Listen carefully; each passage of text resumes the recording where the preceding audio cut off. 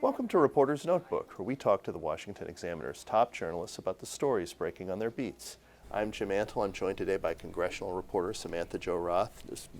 We've just had a big election. I think everybody wants to know what happened. There was supposed to be a red wave.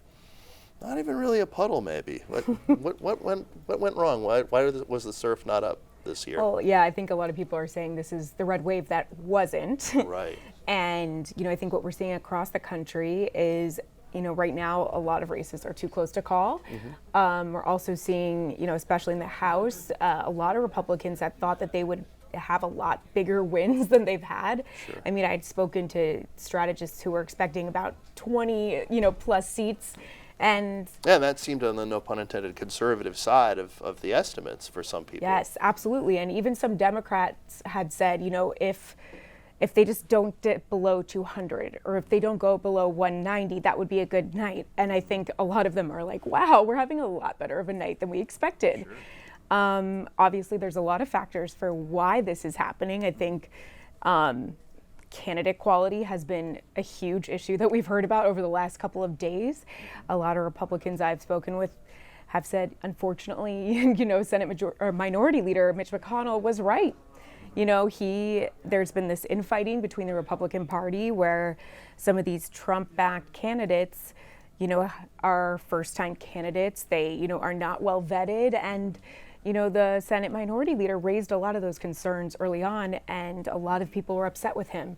And now he's kind of getting his revenge. Sure, yeah, absolutely. So it does kind of set up for some of the leadership infighting. So, obviously that's going to matter a lot in the House, assuming they do actually pull out the majority in the House. The fact that we, as we're filming this, don't really know that is a testimony to how much of a trickle the red wave turned to be. But in the Senate, obviously there's going to be a lot of questions about, how the candidates were recruited, why maybe party leaders didn't get involved in certain primaries if they didn't think the candidates former President Donald Trump had picked were very good, and where the money was spent and how the money was spent. So has there been a little bit more of has the recriminations, have they begun already?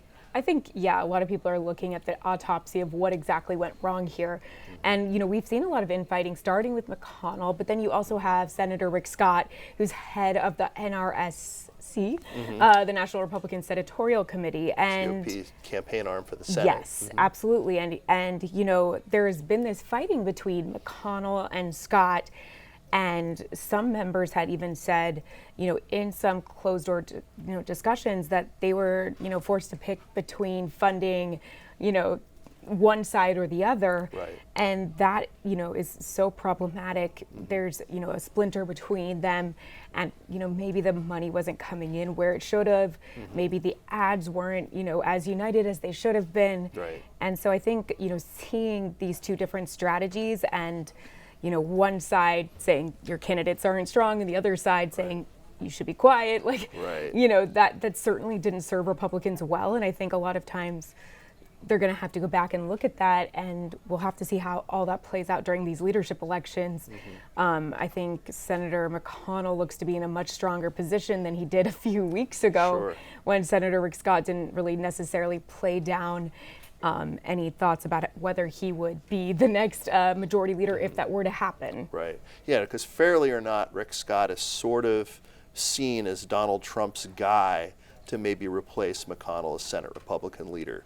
And the way things sort of panned out on Election Day probably didn't strengthen his case very much. No, absolutely not. And we even heard, former President Trump saying, he's spoken very badly about McConnell, and even had recently said this week that he would push for, Senator Rick Scott to be the majority leader if he were elected to be president again. So, creating this tension between the party, and it's so much on display right now. It certainly puts them in a position where they're going to have to, rethink how they do everything moving forward. Yeah, so Scott is both, sort of in the crosshairs because he was in charge of sort of herding all the cats and deciding where some of the money was spent, and so now all of that's going to be second guessed. But he also, with some of his campaign plans and his economic plans, became a central target of the White House as they were sort of counter-messaging for the midterm elections. Yeah, absolutely. And you even saw McConnell, not necessarily on board with some of those ideas. Right. So I mean, just having that push and pull, between these major leaders of the Senate Republicans is such a problem. And the entire conference really hasn't been united on message, which, historically they really have been. They've been a lot better than Democrats in the past of being united and, not showing their splinters. And I think right now it's very clear that they all need to get back on the same page, and maybe, this election, the results are going to, push them to do that. So there are two states that you have a lot of familiarity with that are a little bit of a study in contrasts in terms of how quickly the votes came in this election, although that hasn't always been the case in Florida. But Arizona, as you predicted last week, taken a really long time to count their votes and decide their elections. Talk a little bit about what's going on. I mean, that's a state, Arizona, that has had mail-in voting not just since COVID, but for 30 plus years. Yeah, I mean, this has been a state, with an electorate that's technically older, a lot older, and this is a way that both sides really do vote. And so why that is, I'm not entirely sure. I think that, there's been a major increase in the population. Sure. And my thoughts are that the infrastructure maybe hasn't caught up to the number of people. But, we're seeing a major backlog right now. Sure. And, this is something that a lot of people were expecting. A lot of the election attorneys that I had spoken with for both sides had said, this is going to be election week. Let's hope it's not election weeks.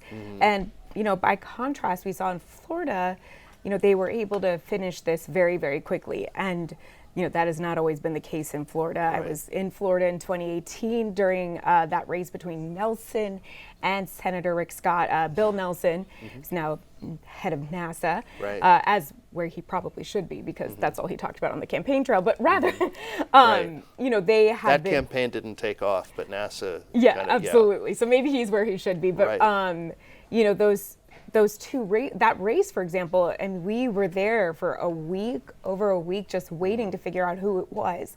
So, looking at how those elections went this time, may not necessarily be a good indication, because things were just so decisive in Florida. Right. And we're seeing in states like Nevada, Arizona, things are going down to the wire. So I think that, especially Maricopa County, the most populous county, they're going to really need to take a look at how they do elections. Sure. We're already hearing, people there who are, worried that there's funny business going on as a result of the long and drawn out process. But, I do think that they're working as fast as they can. I have been refreshing my phone over and over to see, are there anything new? And it does seem to take them a bit of time. So hopefully they'll be able to catch up. But yes, each state does things so differently, and they have different laws. And obviously the closeness of those elections is a really big factor. I mean, if Ron DeSantis and Marco Rubio hadn't won in landslides, maybe we'd still be looking at 2018 style Florida, where those elections were pretty close. In Arizona, those elections are at a minimum competitive, and the governor's race looks close. Oh, it's so close. Even the attorney general's race, the Democrat was up by at one point last night by 60 or so points, or votes rather. So, I mean, I was saying to some of my friends and family in Arizona, if you think one vote doesn't matter, you need to think again, because these races are so close.